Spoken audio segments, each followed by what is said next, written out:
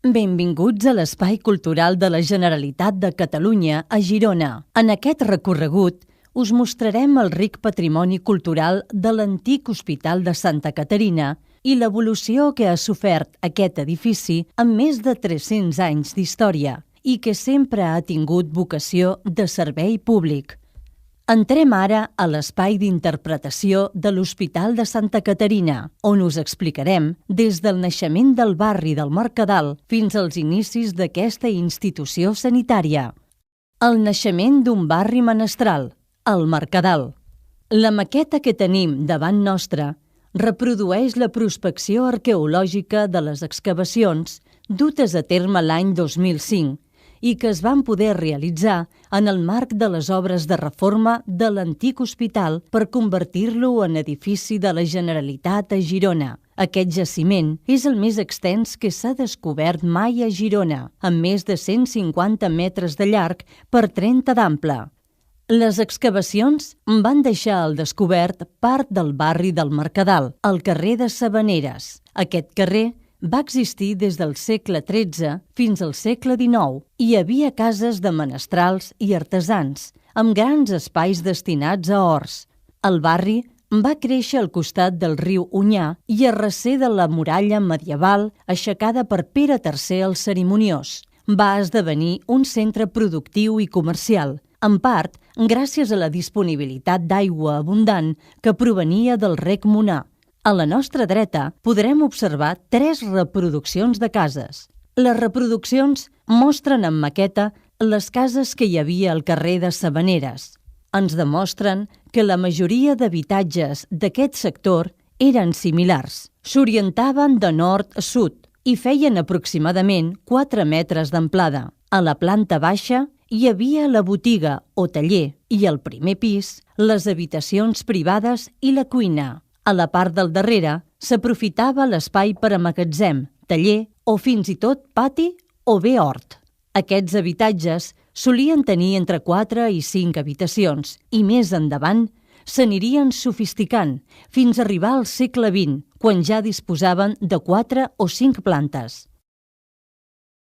A la nostra esquerra trobem una projecció audiovisual amb imatges de les excavacions. A sota, a la primera vitrina, podem observar diferents elements ceràmics trobats en aquestes excavacions. La ceràmica localitzada al carrer de Sabaneres, de la qual en podeu observar una selecció, és una petita mostra de la gran quantitat de material que va aparèixer durant les excavacions. Concretament, es va localitzar ceràmica i material del segle XIV fins al XIX.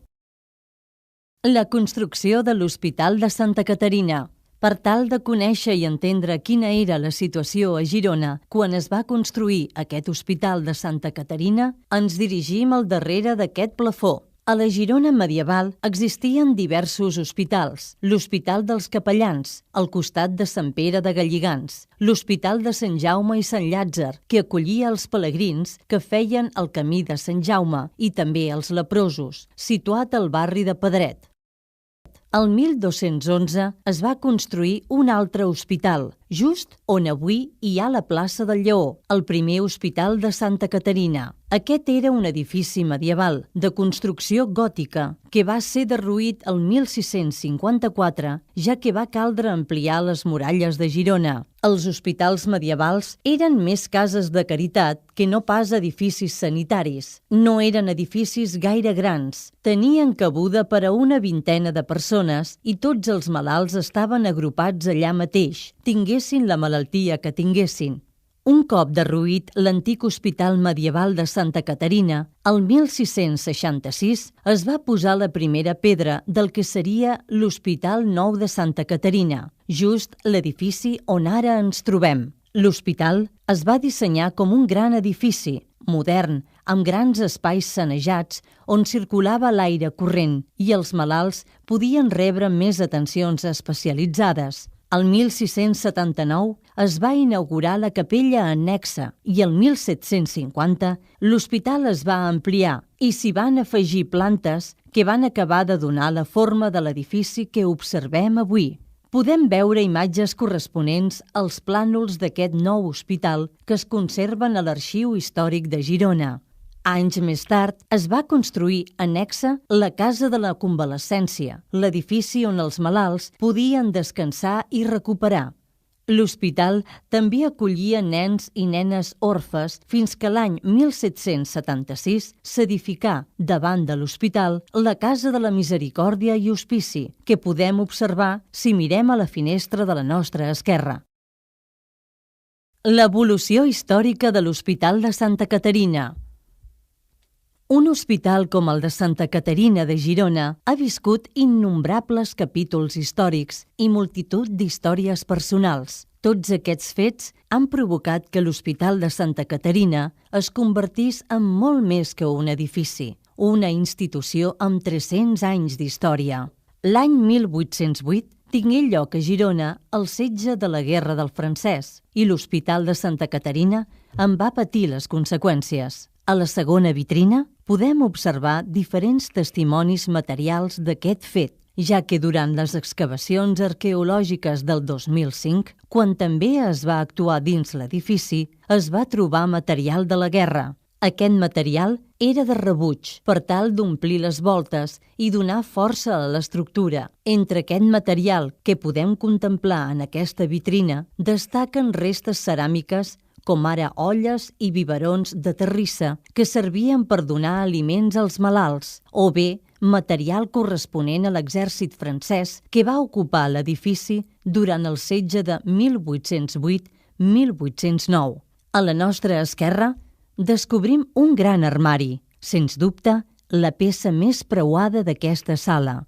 Es va encarregar a finals del segle XVII, el fuster de renom Josep Carreras, llavors president del Gremi de Fusters. La funció d'aquest moble era contenir l'arxiu de l'hospital amb els historials dels pacients, les escriptures de les propietats a nom de l'hospital, com ara testaments a favor amb donacions de terres, censals i causes pies, herències, etc. Però també contenia pots i ampolles amb productes d'apotecària. Estructuralment, aquest moble consta de 2 armaris amb 8 portelles frontals, cadascun que corresponen a 6 bucs contenidors en doble filera. Encara que els armaris siguin independents, van ser concebuts per vestir un mateix espai i, malgrat que només en conservem 2 exemplars, per mitjà de fotografies antigues, podem saber que formaven part d'un conjunt més gran.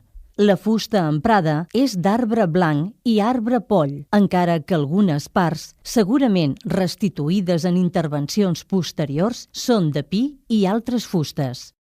L'evolució que va patir l'edifici també la podem veure reflectida en la col·lecció d'imatges d'arxiu i fotografies antigues que es conserven als diversos fons d'imatges de l'Arxiu Municipal i la Diputació de Girona. Algunes, les que veieu reproduïdes al plafó, permeten observar l'evolució de l'edifici, però també veiem l'evolució que han fet la sanitat, la medicina i també les persones. Fins al 1855, moment en què va entrar en vigor la llei de beneficència, l'hospital estava governat per una junta mixta integrada per l'Ajuntament i el capítol de la catedral. Al segle XX, l'hospital va entrar com a hospital provincial i a poc va anar creixent i modernitzant els seus serveis. Es van realitzar reformes com els esgrafiats del pati i l'ampliació racionalista d'Emili Blanc, fins que les infraestructures deteriorades, la sobreocupació de malalts, entre d'altres, obrí el repte de trobar un nou emplaçament.